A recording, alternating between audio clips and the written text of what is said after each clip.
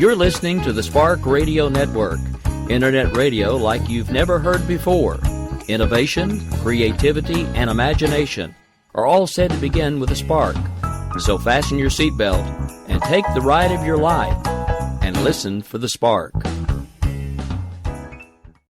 In these uncertain economic times, you've got to do whatever you can to save money. One of our biggest expenses can be our cars, especially when unexpected repair bills hit. Not anymore. If you own a vehicle with less than 130,000 miles, is less than 12 years old, has a warranty about to expire, or even no warranty at all, you could stop paying for car repairs. Roadside assistance, towing, and rental coverage are all included. Don't wait for the next repair. Make one free call right now to see if you qualify. If your vehicle is less than 12 years old, has less than 130,000 miles, even if it's out of warranty, paying for car repairs can become a thing of the past. Call us right now and get your car protected before your next repair bill hits. Get protection and no more repair bills. Call 800-696-1030. Again, 800-696-1030. That's 800-696-1030. 800-696-1030. Joe had huge problems with the IRS. I knew it was coming. I hadn't filed taxes since 1990. All the IRS letters coming in added up to a nightmare. To get up to like $68,000. My heart started beating fast. It's like, there's no way, man. I mean, I ain't going to be able to do this. Then they stopped his paycheck. So that's when I started making phone calls and found U.S. Tax Shield. U.S. Tax Shield went to work immediately. They just took the bull by the horns. What blew my mind is he called the IRS right then and there. So why is U.S. Tax Shield A+ rated with the Better Business Bureau? Joe knows. They saved me a ridiculous amount of money. If you owe more than $10,000 to the IRS or state, choose the company Joe chose, U.S. Tax Shield. It was the best decision I made. U.S. Tax Shield is the way to go. Life is good. Thank you, Lord. Call 800-471-3287. U.S. Tax Shield. Boo-rah. Yes. 800-471-3287. 800-471-3287. The internet will never be the same. You're listening to K98Talk.com. Whoa! Good God, y'all. What is it good for? Absolutely. Let's get started again.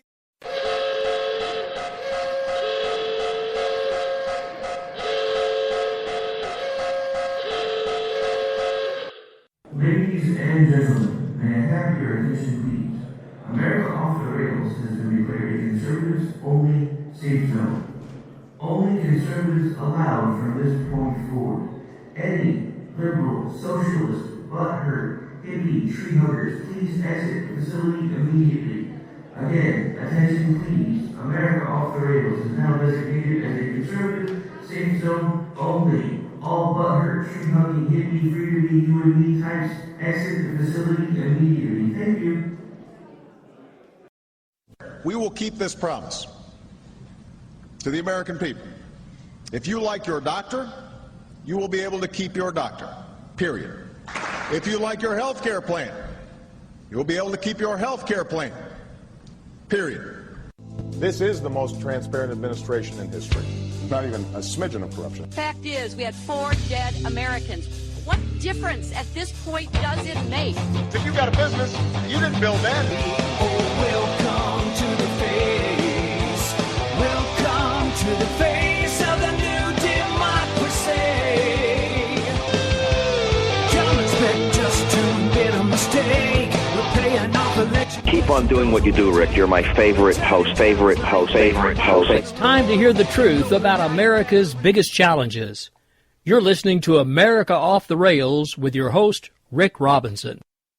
All right, folks, well, happy Friday evening. It is Friday night. We've made it, and this is America Off the Rails. I'm your host, Rick Robinson. I want to give a big, quick shout-out to the affiliates. WNJC 1360 AM out of Philadelphia, Leading Edge Radio Network out of Dallas. We have SHR Media out of California, and, of course, AMFM247.com, where the show can be heard at various times throughout the day on terrestrial and internet radio stations abroad, and also, of course, live and around the world right here on K9E Talk and the SparkRadioNetwork.com. Now, without further ado, we actually have a rare occurrence here on America Off the Rails. I don't do guests that often, but when I do, it's usually because I think they're going to talk about something that's entertaining and important. And I have with us this evening an author who's been on the show before, Mr. Stephen Schwertley. Well, I almost said good afternoon. Can you tell I haven't been doing the late show for very long? But anyway, how are you, sir? It's been a while since you've been on the show. Why don't you go ahead and let everybody know what you've been up to since the last time we've talked. Hey, Rick, thank you for having me back on. But I'm out here in Cave Creek, Arizona, enjoying beautiful weather right now. And I just started to putting the finishing touches on book number 3. But I'm one of those people that had a mind-altering experience. I had a stroke in July 2013. And part of my rehabilitation to help me get off the couch and get my mind reorganized was starting to write books. So I started to write books, and the first one came out called Enemy in the Heartland. The sequel is called Revenge to Unleash, and they're getting both 5 stars on Amazon.com. I feel like I'm a lucky man because the third book's coming out. It's called Homegrown, The Unexpected Terror. Now, I have to admit, I did read the first one. You sent me a copy of that one. I was actually riveted page to page. Couldn't put it down until I finished it. I have not had the pleasure of checking out the second book yet, unfortunately. But when you had asked to come back on the show, I definitely wanted to make sure that we do that. So kind of like we did last time, without giving away too much, let's tease some folks a little bit, maybe get them interested in picking up the book. Why don't you kind of let everybody kind of have a general overview of what happens in, if I understand this correctly, from when we talked the first time, you said this was basically, going to be one of those trilogy type situations where basically book 1 fed into book 2 and now it will feed into book 3. Is book 3 going to be the end of it, or do you think it's going to keep going, or what's your plan there? Well, as long as there's terrorism, I'll keep on writing. I already had some thoughts on book 4, but book 2, Revenge to Unleash, is the story about surviving terrorists out of the first book, Enemy in Heartland. And those terrorists were the ones that did a drone attack on the central United States using poison gas and drones, attacking the heartlands along the central United States where you would least expect it. So the basis for the second book, Revenge to Unleash, is a few of the terrorists survived the first book. And they come back with revenge in their hearts because you got to watch out for terrorists with revenge. They're even crazier than ever. But these surviving terrorists are really well funded, and their prime target, without getting into the storyline, is actually the President of the United States, who goes back to the central United States to give a speech at the inauguration of a memorial where in the first book all these Americans were killed off by the first drones. And so, unlike a lot of the terrorism that you find out there in Europe and the United States now that's religious-based, this book, the terrorists in the second book are mercenaries. They're trained mercenaries from all kinds of different armies across the world. So they're coming back with a vengeance and to make some profit. They're going for that golden parachute. Money. The thing that keeps everybody always trying to do something. It sounds like this is actually going to be maybe even a more interesting book than the first one. I'll definitely have to make sure that I pick it up. No, go ahead. You sound like you were about to say something. Yeah, the guys some of the people that read the first book have already started to put reviews in on the second book on Amazon, and they said, this one is even more frightening because it's even more realistic than the first one. So the second one has a bunch of mercenaries, like I say, coming back, but instead of stealing drones, they have some drones designed for them. And, when the old president's giving the speech, guess what happens? The drones find the president. Wow. I'm sorry, that actually just kind of freaked me out just a little bit. So basically, I don't really want to talk too much about the book because I hate doing that because then I feel like people don't want to necessarily buy the book. But So basically what you're saying is drones still play a large role in this particular book, but it's kind of a different perspective. So this time they're actually going after the president. Is that right? Yeah, because the president was one of the main culprits of stopping the terrorists in the first book, and because of a twist of fate in the second book, he's now the main target because I won't tell you what happens, but he's got a big target on his forehead. So. Yeah, I was going to say, don't give away too much, because, I mean, like I said, half the reason we have you on the show is we want them to go buy the book, not get the Cliff Notes version while they're on with us. All right, so now a couple of questions, because, this is mainly what we've talked about the couple of times that we've had you on, is basically about the books. So other than you finding it as a way to basically get yourself re-engaged after you had that life-changing experience with the stroke, what are some other things that drove you to start writing, not only in general, but the type of books that you're writing? What were your thoughts there? Well, the way it got started was, shortly after the stroke, 2 or 3 months after the stroke, I was a regional sales manager, and I got laid off from the company I was working for. So, I guess at age 63, they figured I was damaged goods, and so they severed their ties. But during that 3 or 4 month period, my wife was, forcing me or begging me to start writing because she's a psychologist, and she knew that if I would start writing, it would help organize my thoughts and my speech patterns, because I thought my speech probably dropped off. Since the stroke was, the speech patterns were about 60% of what they used to be. And even now, today, as I talk, I can tell there's a difference in pitch in my voice. And I don't have the stamina like I used to, or the balance. So the book, was a way for me to kind of like train my mind to get back to thinking, 100%. And it was a struggle because I've never written anything longer than a marketing plan or a sales plan in my life. So is that what you did before the stroke? Were you into like marketing and sales and that type of stuff? Yeah, I worked all my life.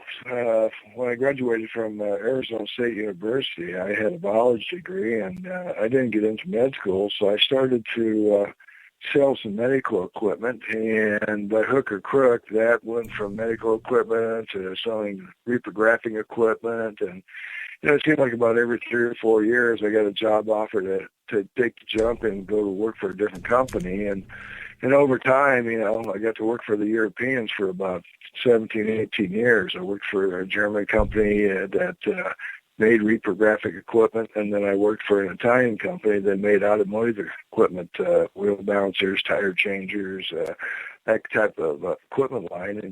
And over the years, it was fun because I got to travel all over the Europe and the Caribbean and stuff. And part of that traveling helped me, I think, formulate some of the plot of my books, later on in the years, because I actually had been to some of those places that I describe in the book.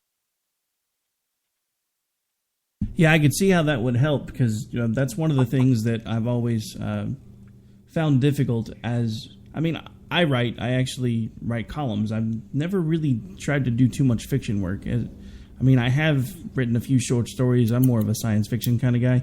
But one of the reasons I've always stuck to like science fiction and futuristic stuff is I can kind of make up the surroundings as I go, and it can be a brand new place so nobody knows anything about it. One of the things that I always found or thought would be really difficult would be to write something that was based in the present time, maybe in a country that I'd never been to. So I can imagine how being there would help add some depth to the overall story. So I bet you that did come in handy. Well, I'd see, I'm lucky I am, at this day and age, starting to write books, because 20 years ago, the books that I've written, I couldn't have done back then, because I rely heavily in my research on my books on Google and Google Earth.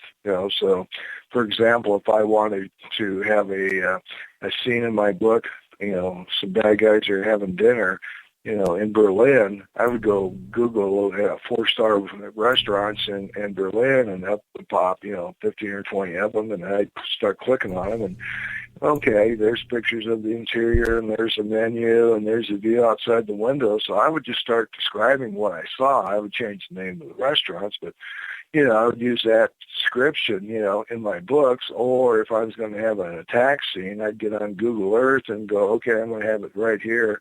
In fact, in the first book, there's a town called Louisiana, Missouri, which is about an hour north of St. Louis.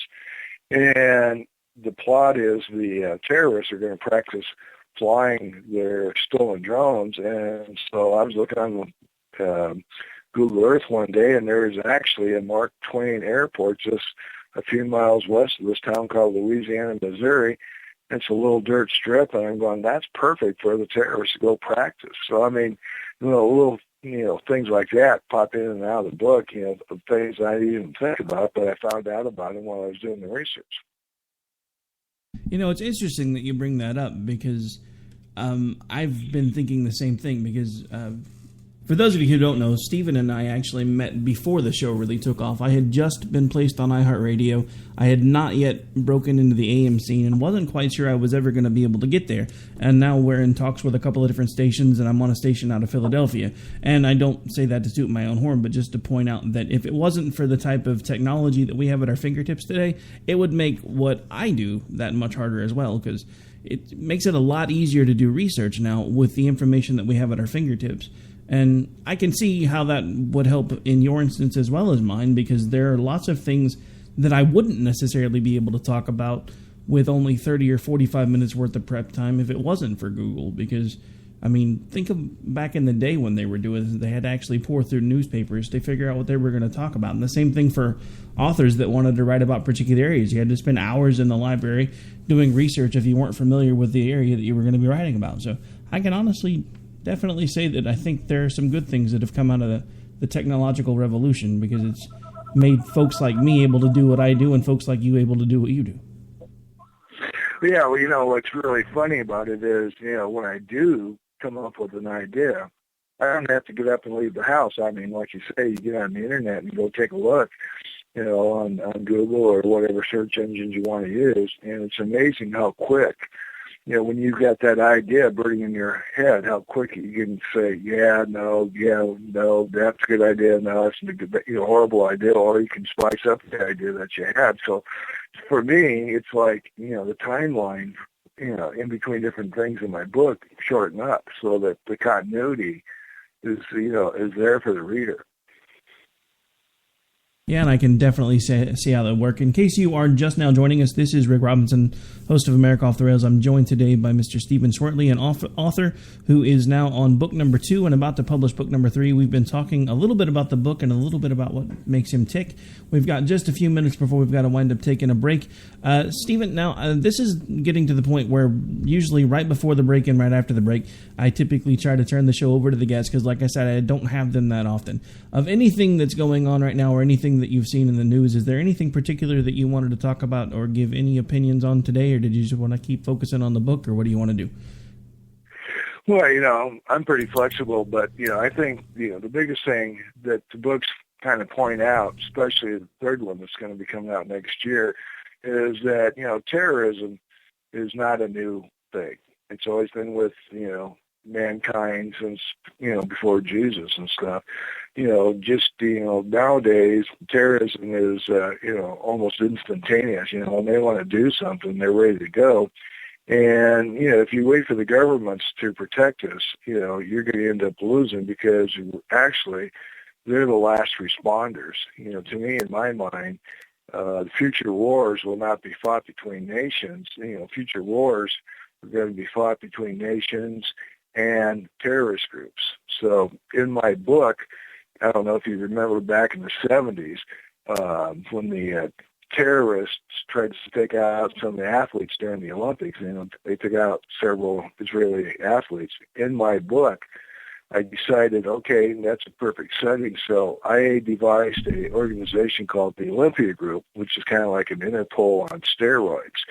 But this is a organization that's made up of several different intelligence entities from different countries that are pooling their information, because they realize none of them have enough resources to track everybody down. Because if you watch TV, you'll see that, they talk about, there's 3 or 4 terrorists, suspected here and, Brussels or whatever. But for them to monitor each one of those guys, it takes 12 or 15, police or intelligence people to watch them 24 hours a day. And pretty soon you realize, it doesn't take more than, a couple hundred people to overwhelm the resources of those countries or even the U.S. Yep, definitely a very scary situation when you actually let yourself stop and think about it. And it's interesting that you bring up the differences between terrorism of today and, because you're right, terrorism has been something that's been around since basically the dawn of time. When you really stop and think about it, the Crusades were actually a response to terrorist actions by the Islamic groups the first time. But the interesting thing, I guess, is we were talking about how much different technology has made the lives of both folks like me that do talk shows and you as authors and other folks that do all kinds of research, and how much easier it's made their lives. I think the downside to that type of stuff, though, is because the technology and the information is so much more readily available, that it just seems like, especially now that we're in a 24-hour news cycle, if anything bad happens, it just dominates the entire news cycle. And I think it makes the terrorism, honestly, I don't want this to come across as uncaring or unfeeling, but in my estimation, because of the 24-hour news cycle, the terrorism that we do face every day honestly seems like it is much worse, because once something happens, they do nothing but talk about it over and over and over again. Oh, yeah. People talk about Trump running for president, all the free advertising he gets. Well, just think about ISIS. They chop off one head and they light it up in the news networks around the world for at least 1 or 2 days. I'm a firm believer if they didn't have any coverage and everything went dark on them, they'd lose a lot of followers really quick, because I think some of their followers are really like adrenaline junkies. I've been saying that for a while. The problem is, and this is something that I've talked about for a while, the media has gotten away from their original mandate as far as I'm concerned. I don't necessarily consider myself a member of the press. That's not what I do. I talk about news stories, but I also give my opinion. I think the problem is a lot of folks that actually do consider themselves part of the media and part of the press are starting to do the same thing. And the folks that are running the media outlets now are so much more concerned with profit that it's basically one of those things, if we're wrong, we'll apologize later, but let's just run with it now and let's talk about it till nobody's paying attention anymore. And you see it happening over and over and over again. And again, I think it's just another one of the drawbacks of the same thing that we were talking about basically on the other side of the coin, because of how prevalent technology is. Information and news stories are now readily available 24 hours a day, 7 days a week, and something's got to be there to fill in the content. And, of course, the only things that anybody really pays attention to are the really bad stories. Not sure that's a good thing. I think what happens is it's kind of like information overload, kind of like what you're getting at, because after a couple of days, most people forget what they heard, because there's so much new stuff coming at them. And, and there's so much information coming at them, it's hard for them to digest and really sit down and go, gee, what's this all about? Everything's going at such a fast pace nowadays, especially the older you get. Seems like it gets crazier. But one of the things that I've done in the last couple of months just kind of get out of the office and take a break from writing is I've been substitute teaching up here in North Phoenix. And it's amazing to see how the kids are learning nowadays versus when I went to school. I'm an old man. I'm 65.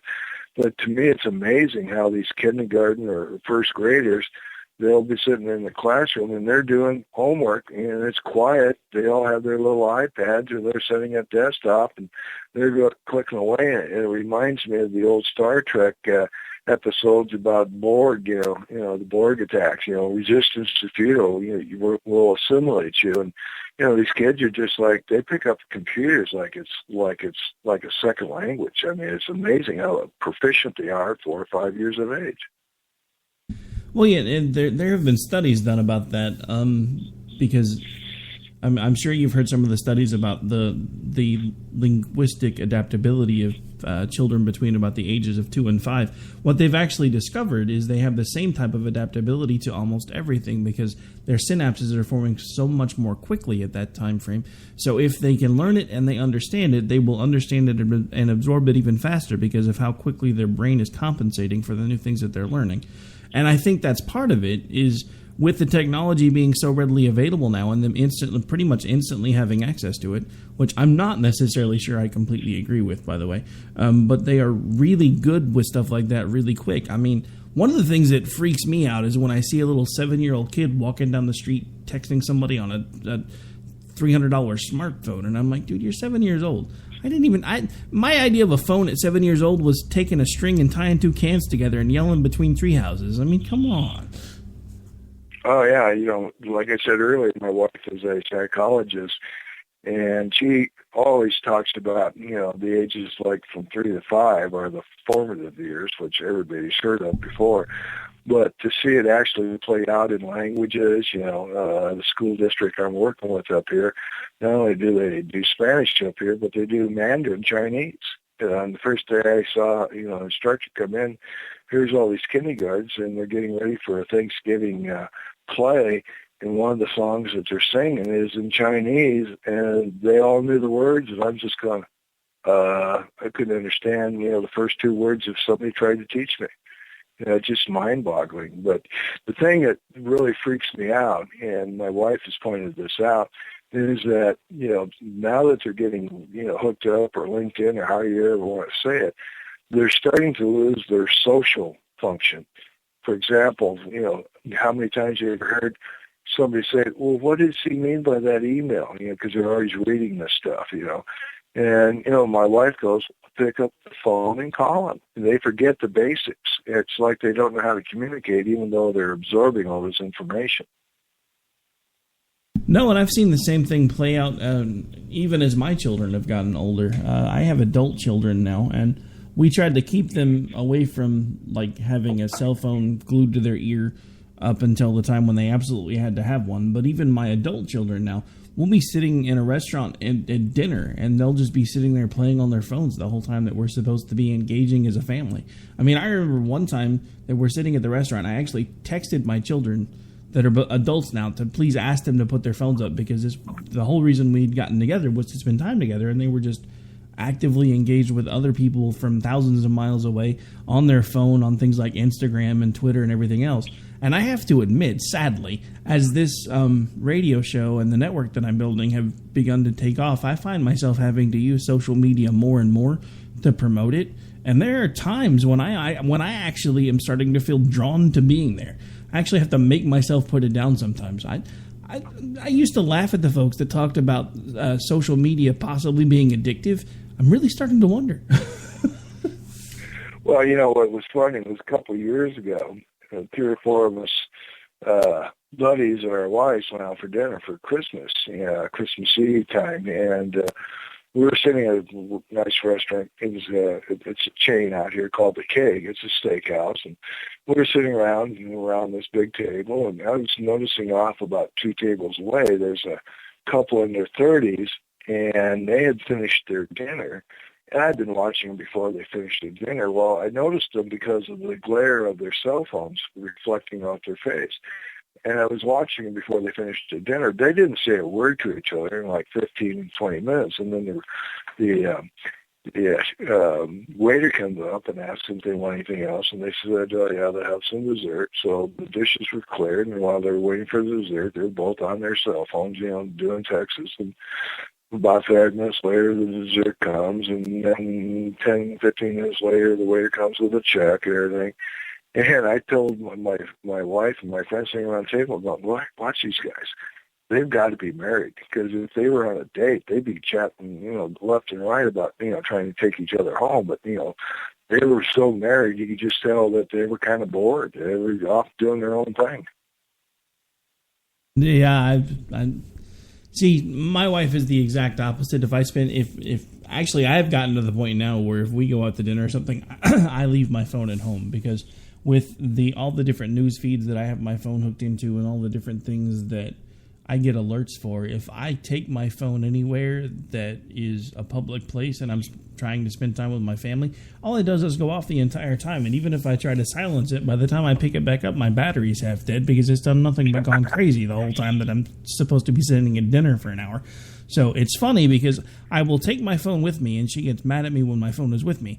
But then I will leave it at home because she gets angry because things will go off on my phone and I'll want to see what's going on. And then she'll get mad at me for not having my phone. I was like, I cannot win for losing with you because you get mad at me when I have the phone because then I'm checking my phone because it's constantly going off. Or I leave it home to make sure that you and I can actually spend time together. And then well, can you call this person? Well, honey, I don't have my phone. Hand me yours and I'll call them. I can't believe you left your phone at home. I'm like, really? I'm just yeah, no, it's crazy, and I put a lot of that type of behavior into the first book, Enemy in the Heartland, the second book, Revenge Unleashed, to just make it more personable because, people have a hard time realizing that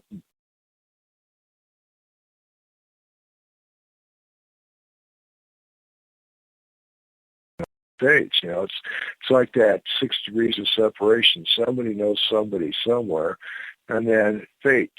What would have happened to you if you would have taken a left turn instead of a right turn this morning? Would you have been killed by a truck running through a stoplight and stuff? So I throw a lot of that fate into the books, and it's believable stuff. It's nothing, that I conjure up that, going, man, what are the odds of that? I put in very plausible themes into the books so people can relate to it, because that's why I wrote about drones and terrorism, because, when I was laying there on the couch during my rehabilitation, I was going, what should I write about? And after about 3 weeks of watching drones and terrorism on TV, well, there you are, there's your sign. Like, Jeff Dunham will say, there's your sign or whatever, or Jeff Foxworthy, I should say. And so when I started to write the books, I was, started to picture characters in my head, like, who's Rick Robinson? What kind of a character would he be? Bad guy, good guy, or I think of somebody I met in sales, or one of my friends, or one of my relatives. I would change their names so they don't come back and beat me up after reading the book. But that's how I, staged the characters throughout the book. Is, hey, I need a really crazy guy. Who can I think of crazy? Because that would help me maintain my thought of that character throughout the book. Yeah, so one of the things I have to ask you, Rick, is, in the third book, there's still space. You want to be a good guy or bad guy? I don't know. I've always kind of wanted to be a bad guy. We could probably make that happen. I can make that happen, because it's kind of funny, because I asked all of the people that interview me, and it's really kind of funny, the different personalities I run into on TV or radio. They kind of sit back and go, well, gee, nobody's asking me that question. And some of them come back real quick, hit me with a response, and one or two of them go, let me email you later, because it's like they, can't really decide, if they want to be good or bad.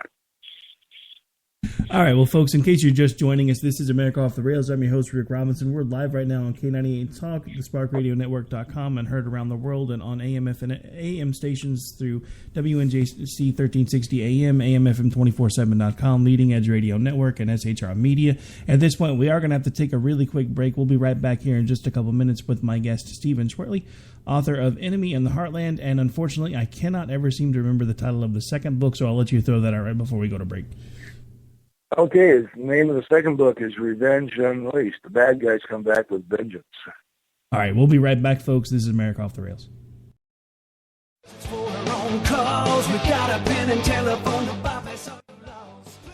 All right, folks, this is Rick Robinson with you. I want to tell you about some friends of mine from a company called Security Enforcement Specialists.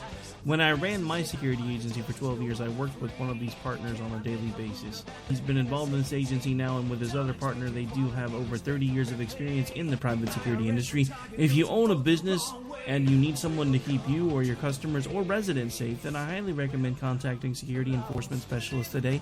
Give them a call at 405-703-1796. Again, that's 405-703-1796. Again, tell them Rick from K98 Talk sent you. Like I said, if you need the help, they are here for you. So make sure that you go look them up, check them out, and see what they can do. Wrong way. Welcome to the place. Welcome. We will never fully understand what we've asked of our military service members or their families, asking them to put themselves in harm's way, to endure it all. But we do understand that it's our turn, our duty, to keep them secure for the rest of their lives. Wounded Warrior Project long-term support programs help our most severely ill or injured veterans live independently, at no cost, for life, so that they might stand at ease. Join us at findwwp.org. If you want to work until you keel over, have less of everything in retirement, or give back more of your hard-earned money to the stock market again, then just ignore me. But if you'd like to protect the money you save, receive a steady, predictable retirement income, and enjoy financial security for as long as you live, then listen to this. You can download a free report that reveals the wealth-building secrets Wall Street and the banks don't want you to know. You'll learn how you can get guaranteed growth, safety, and real prosperity without risking your money in the Wall Street casino, and how to get the money you need when you need it, simply by asking for it. This is the best way to have a 100% secure retirement and know your money will last as long as you do. To learn more about this method and to get your free report, go to 29security.com. That's the number 29security.com. 29security.com. Go to 29security.com.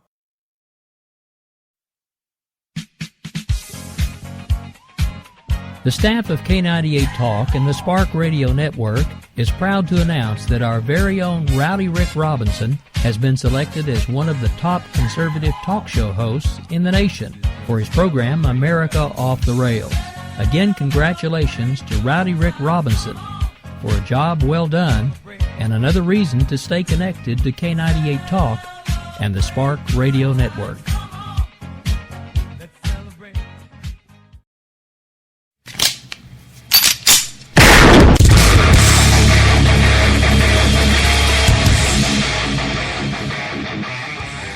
This is Slickery Trigger for Rebel Road Tactical. With proper care and feeding, your pistol will be ready when you need it, there to save your life. Shouldn't your gear be that good? Whether you need a holster for comfortable everyday carry or a tough-as-nails holster for your next training course, Rebel Road Tactical has what you need. Check us out on the web at rebelroadtactical.com.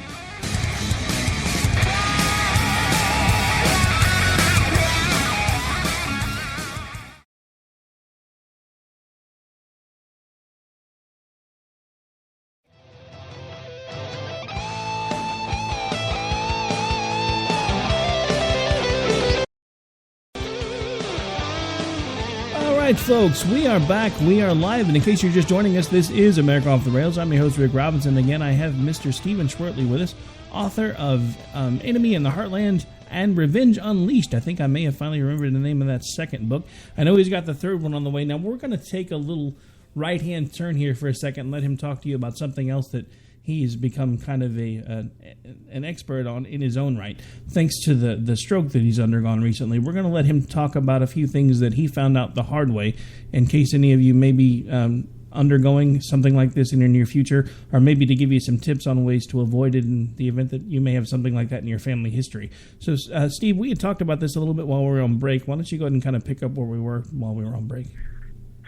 Well, one of the things I found out after I had the stroke, and it was just the day after the stroke, was that there are differences in hospitals. There are good hospitals and bad hospitals, just like there's good doctors, bad doctors, or good citizens, bad citizens. It's just the way it is.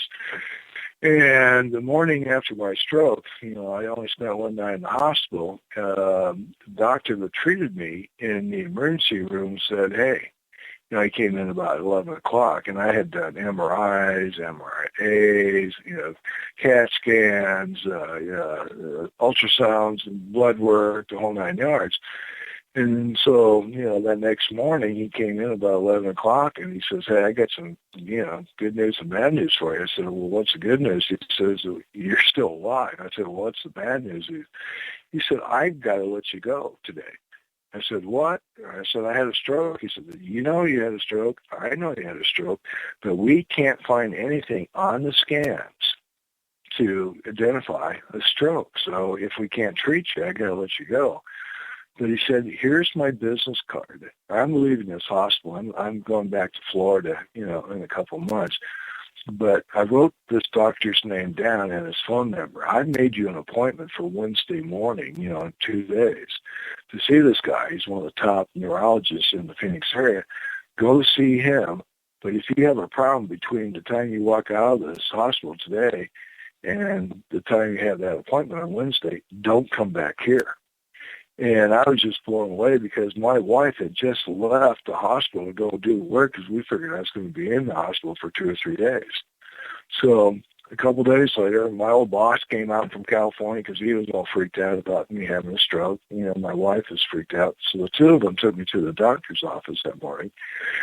And so, I'm sitting there and I go into the room, and here's my wife and old boss's bodyguard saying, we're going to let me escape. And so the doctor finally comes in, and he says, what are you here for? I said, well, I had a stroke a couple of days ago, and I was referred to you. And, the hospital was supposed to have sent you my medical records electronically. And he says, well, I haven't got those yet. So I said, well, hey, I don't want to waste your time. You're an important man. Well, why don't we just reschedule when you get the records, call me up and we'll set something. He says, no.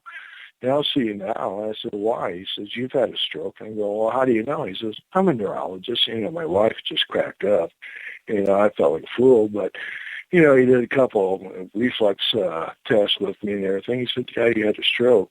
He says, go home. Here's a couple new medications that I want you to have. Make an appointment with your family physician. I'll contact him. And once I get your reports from the hospital, I'll give you another call too. So 2 days later, I get the phone call from the neurologist, and he says, "Yep, you had a stroke." And I said, "Well, how come if you can find it, the hospital couldn't find it?" He said, "You'd be amazed at how many technicians can't read those scans correctly." And I said, "Well, what was so complicated about mine?" He said, "Well, you're in such good shape that where the stroke occurred was at the base of my skull. My sinuses had so much oxygen, it shaded the area of the stroke, but he outlined it and sent it to me.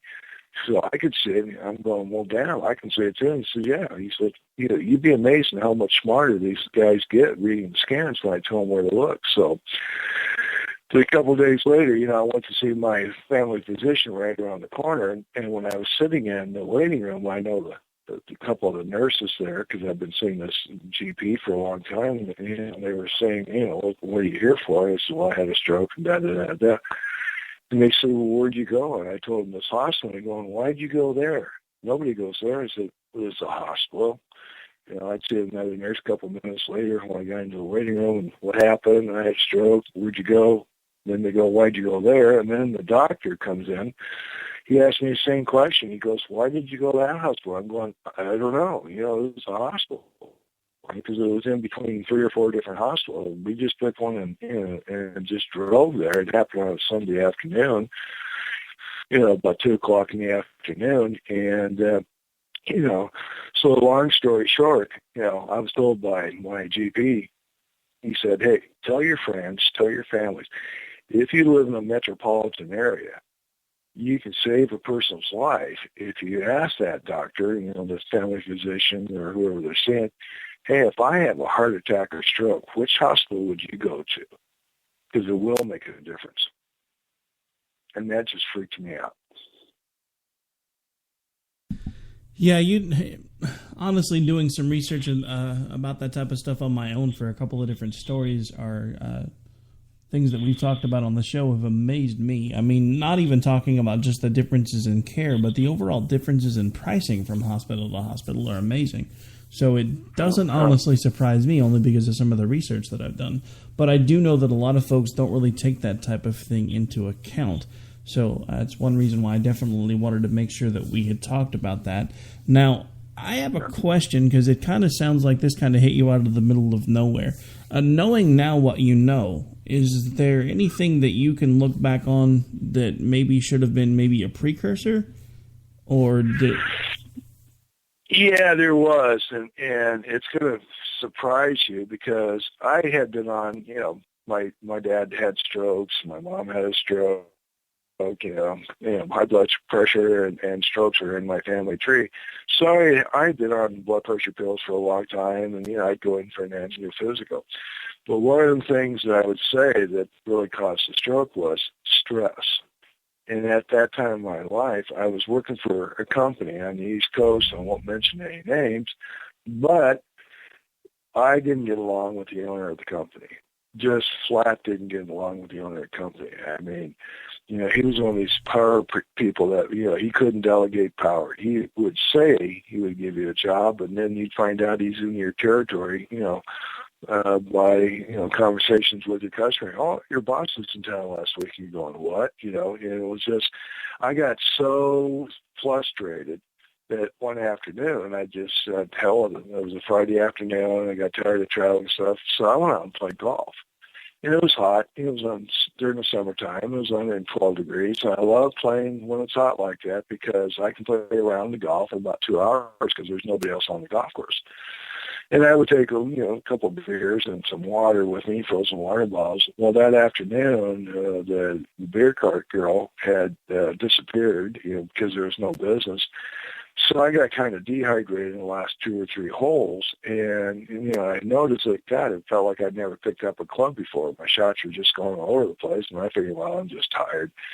Well, that night, I slept pretty good. Well, the next morning, I was so tired, I couldn't even get off the couch or go around, to do chores around the house on a Saturday. And Saturday night, we were going to a movie with some friends and went to see the movie, and I drove, and on the way home, I was going, God, I can't concentrate because I was watching the thunderstorms to the north of Phoenix and fireworks going off to the left over in Scottsdale as I was going down the freeway, and I kept constantly having to remind myself, hey, you're driving, pay attention. And then on Sunday morning, I've got a couple of buddies coming over to the house to watch NASCAR. And yes, I am a redneck. I love NASCAR. And I was sitting on the couch, and I was just really tired Sunday. And I was so tired I could only keep one eye open at a time watching the race. And finally, I was just sitting there with both eyes shut, listening to the race. And then about 1 o'clock, the race was over. And my wife and I, after my friends left, we went out in the pool to jump around in the water and cool off and have a beer and stuff. And, about 2 o'clock, she goes, hey, let's have some dates. So I got out of the pool, turned on to turn on the barbecue grill. And when I reached down to pick up the towel to dry myself off, when I stood up, I didn't stop. I kept on falling backwards. I landed on top of a recliner and going, uh-oh. And that was the beginning of the stroke. But the stroke took like 2 or 3 days to really surface. So you were going through that type of stuff for 2 or 3 days before you'd actually finally gone to the hospital? Yeah, I didn't know. I just thought I was tired, fatigued and everything. But it was just one of those things that, I wasn't in pain. Nothing felt sore. Didn't have a headache. But I was just like somebody, popped, the air out of a balloon. I was just like, ooh, I just had no energy. And then when I fell over that Sunday afternoon, I went into the bedroom. I told my wife, hey, maybe I had to go lay down. I wasn't drunk. I had 1 beer. Then went down and to my master bedroom and laid down to bed, and we got a couple of Yorkies, and they were running around all of a sudden in the bedroom playing doggy combat. And I sat up, and when I went to watch them run off to my left, all of a sudden my vision was kind of like on a rubber band. I'm going, my vision would just, kind of blur. And then I looked in the mirror, and here I was looking at, my face in the mirror, and my left eye was stuck in the left corner of my left socket.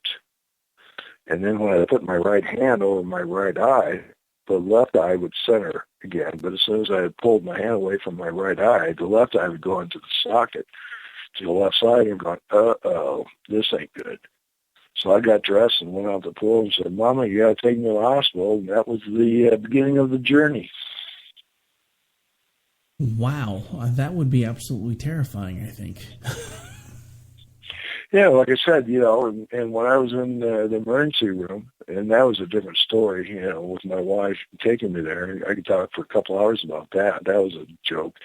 But, sitting there doing, strength tests and, answering, verbal questions and stuff like this, I did them all right, but, and they put me on different tests for about 4 hours. In fact, this hospital didn't even have a neurology department. I didn't know until I got there. So I was talking to a neurologist in Philadelphia by webcams, which the connection broke twice.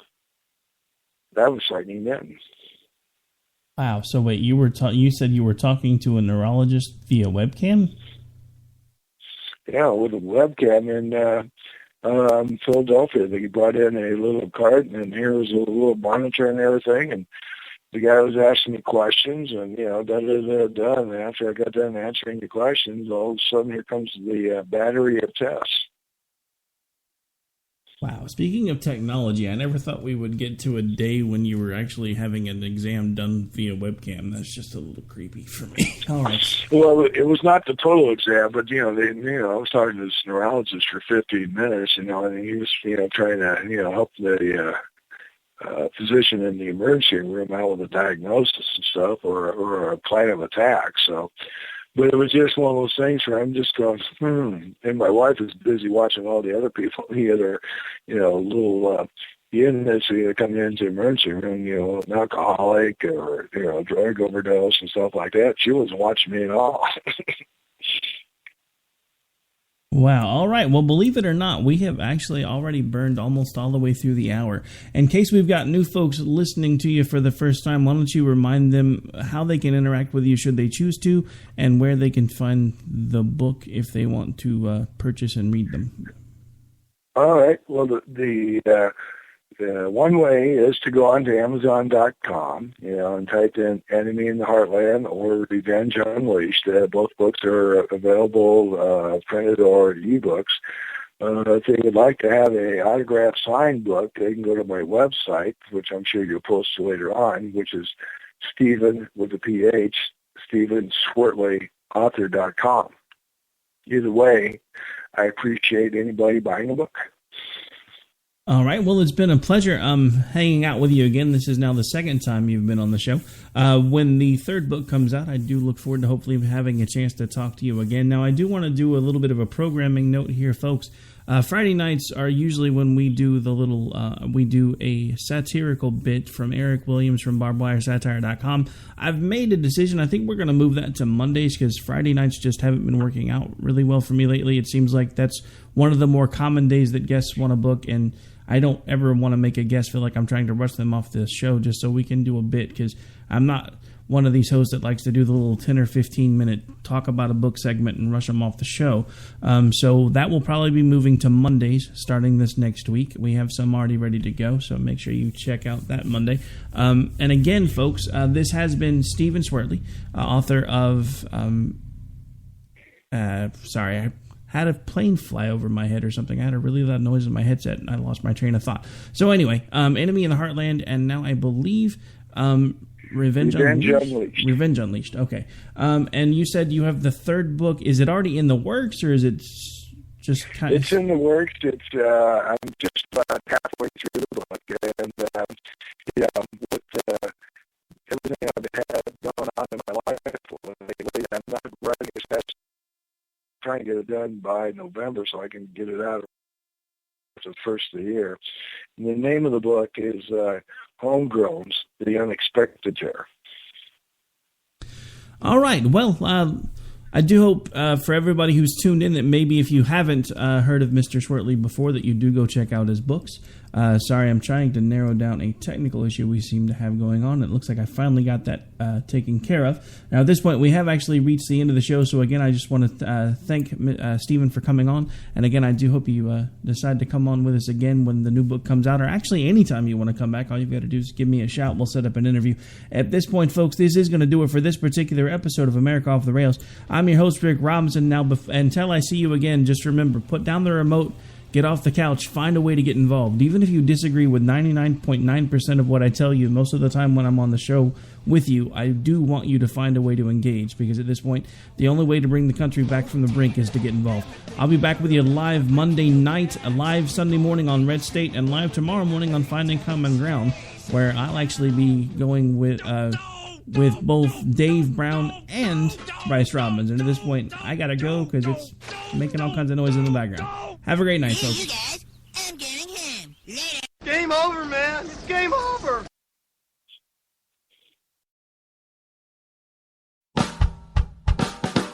You're listening to the Spark Radio Network, Internet radio like you've never heard before. Innovation, creativity, and imagination are all said to begin with a spark. So fasten your seatbelt and take the ride of your life and listen for the spark.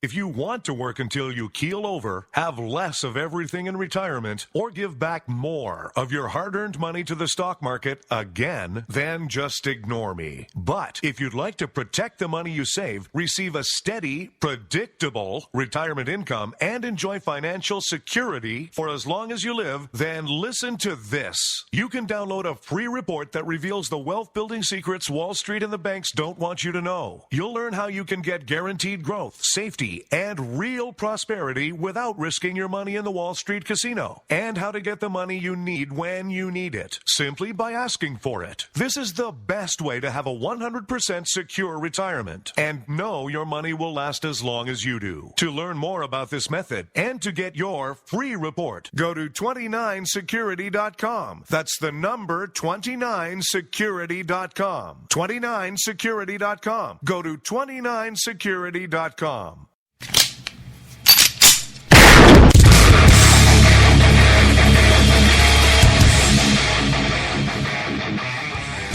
This is Slickery Trigger for Rebel Road Tactical. With proper care and feeding, your pistol will be ready when you need it, there to save your life. Shouldn't your gear be that good?